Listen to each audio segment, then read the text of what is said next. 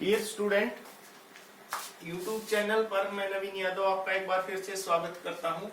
और सबसे पहले हम लेसन नंबर 6 में आगे डिस्कस करते हैं। टॉपिक है हमारा छठा लोकसभा चुनाव 1977 में।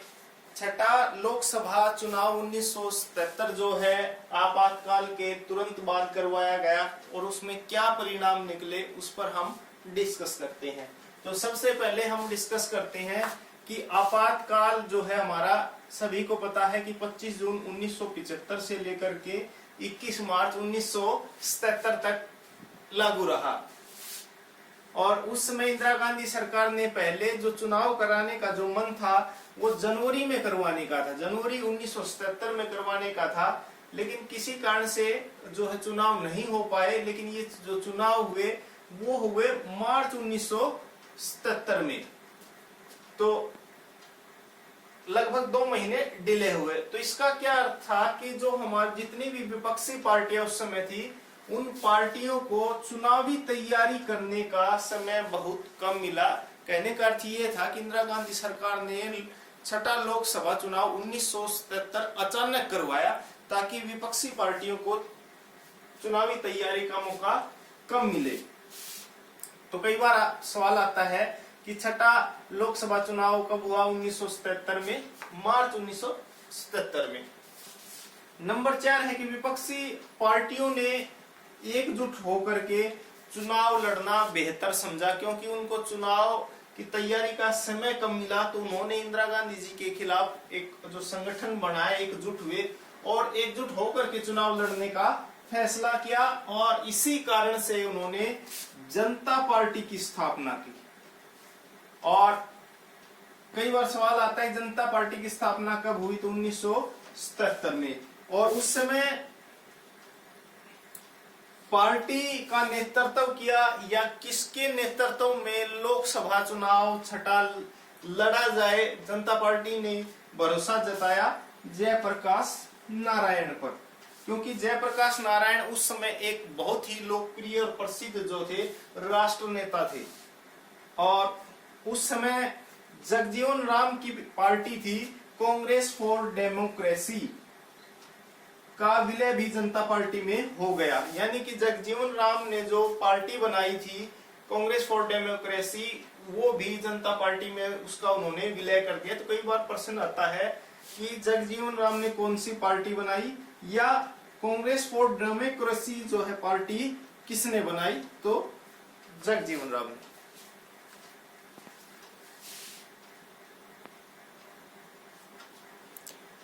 आगे डिस्कस करते हैं पॉइंट नंबर 7 पे। तो छठा जो लोकसभा चुनाव में जो है कांग्रेस पार्टी जो है बुरी तरह से हार गई और कांग्रेस पार्टी को केवल 138 सीटें ही मिल पाई। जहां छठे लोकसभा जो सीटें थी 352 सीटें प्रचंड बहुमत के साथ जीती थी, वो घट करके छठे लोकसभा चुनाव में केवल 178 सीटों पर आ गई। इसके साथ साथ इंदिरा गांधी स्वयं रायबरेली से और संजय गांधी जो है अमेठी से चुनाव हार गए। इंदिरा गांधी प्रधानमंत्री पद पर रहते हुए चुनाव हारने वाली अकेली जो है उम्मीदवार हैं। नंबर 9 पर डिस्कस करते हैं। जनता दल गठबंधन उस समय जो बना था उसको प्रचंड बहुमत के साथ 330 सीटें मिली। अकेले जनता पार्टी जो है